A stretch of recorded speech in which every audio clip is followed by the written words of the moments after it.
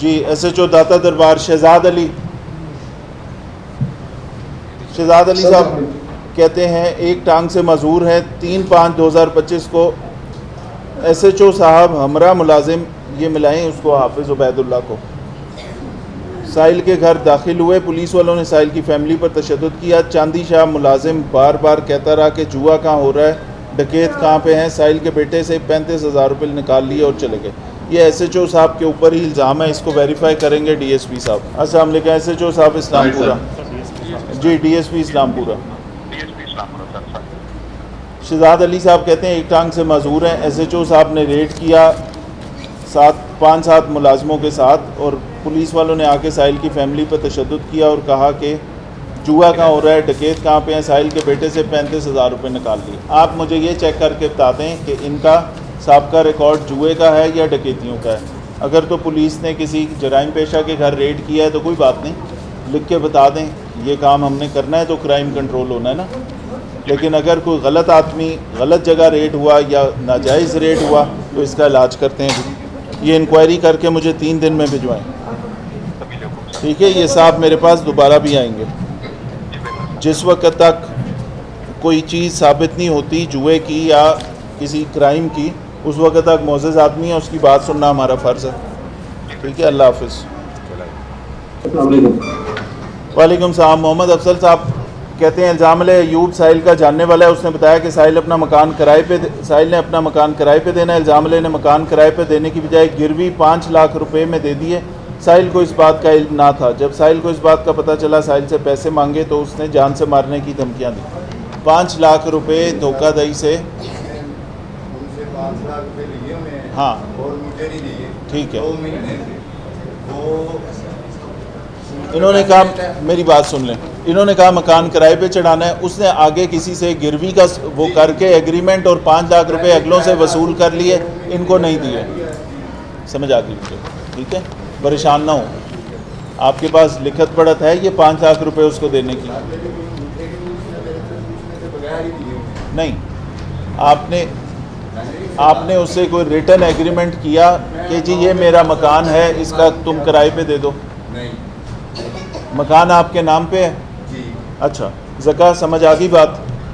इन्होंने सिर्फ ख्वाहिश का इजहार किया कि मैंने मकान किराए पे देना है। उसने 5 लाख में गिरवी किसी और से सौदा करके वो 5 लाख रुपए भी खा गया। इनको पैसे भी नहीं मिल रहे।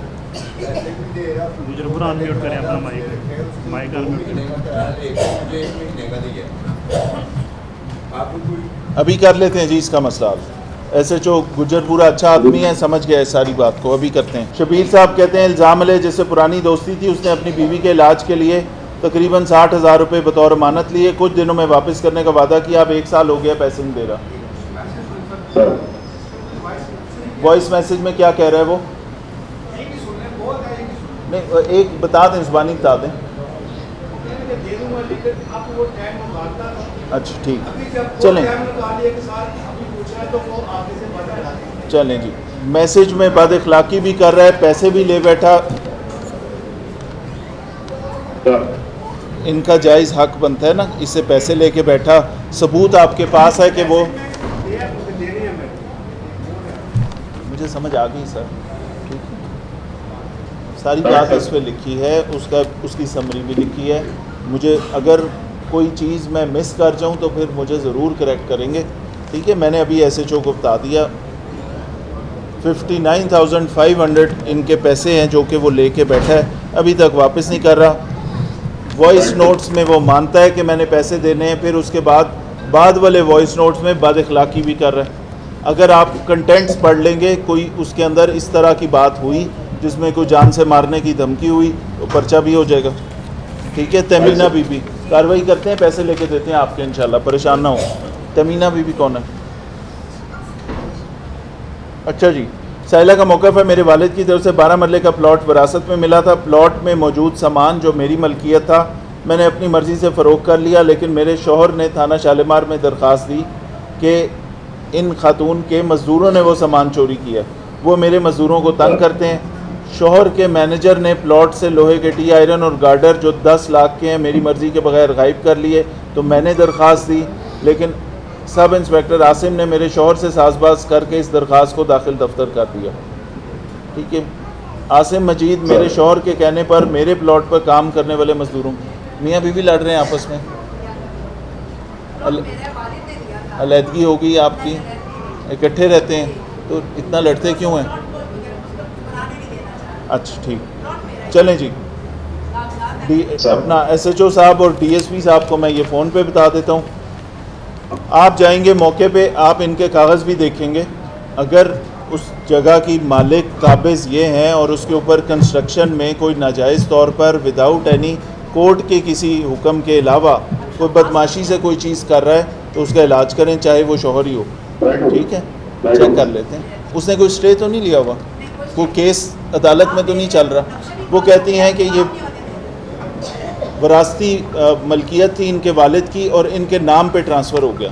ठीक है, तो मालिक तो ये हैं और दोनों मियाँ बीवी एक दूसरे पे दरख्वास्तें दे रहे हैं। ये DSP गुजरपुरा और आप सुनेंगे जी। अस्सलाम वालेकुम DSP साहब, एक केस है, मैंने SHO शालीमार को बता दी है। दोनों पार्टियां ये आपके पास लेके आएगा एक दफ़ा, इसको अच्छे तरीके से सुन के, क्योंकि मियाँ बीवी हैं तो मैं चाहता हूँ कि दो ऑफिसर्स मेरे इसको सुन के बिल्कुल मेरिट पे फैसला करें। बीवी के साथ बदमाशी कोई ना करे। अल्लाह हाफिज़। अस्सलाम वालेकुम सर। वालेकुम सलाम।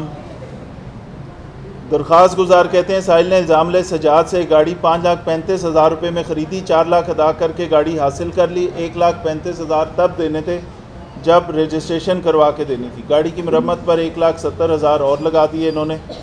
इल्ज़ाम अली ने साहिल को 7 लाख का चेक दिया कि अगर रजिस्ट्रेशन ना करवा के दे सका तो मैं गाड़ी वापस रख लूँगा, आप चेक कैश करा लेना। अब उसने रजिस्ट्रेशन नहीं कराई। साहिल ने DSP ऑफिस दरख्वास्त दी, उन्होंने गाड़ी थाने में खड़ी कर ली। 4-5 दिन हो गए, फ़ैसला नहीं किया। DSP साहब के पास चल रहा है। DSP साहब क्या कह रहे हैं? ये मामला पता है आपको SHO साहब? नहीं सर, DSP ऑफिस में गया, मेरे पास नहीं है। अच्छा चलो ठीक हो गया, DSP से बात कराएंगे। DSP साहब, आसिम आज़म साहब का मामला आप सुन रहे हैं। ये कहते हैं गाड़ी ली एक बंदे से, 5,35,000 में सौदा हुआ, 4 लाख अदा किए, गाड़ी हासिल कर ली। उसके बाद 4 लाख अदा करके गाड़ी हासिल कर ली। 1,35,000 रजिस्ट्रेशन के वक्त देने थे, 1,70,000 गाड़ी की मरम्मत पे लगा दिए। 7 लाख का चेक दिया कि अगर रजिस्ट्रेशन ना हुई तो चेक कैश करा लेना। अब उसने रजिस्ट्रेशन नहीं कराई, आपके दफ्तर में दरख्वास्त दी, 4-5 दिन हो गए, आपने गाड़ी भी ला के थाने में खड़ी करा ली, फ़ैसला भी कोई नहीं कर रहे। क्या वजह है इसकी? सर गाड़ी मंगवा के, एक मैकेनिक मंगवा के उसका पूरा एस्टिमेट लगवा के है। अच्छा, वो आज इनका फैसला हो जाएगा सर।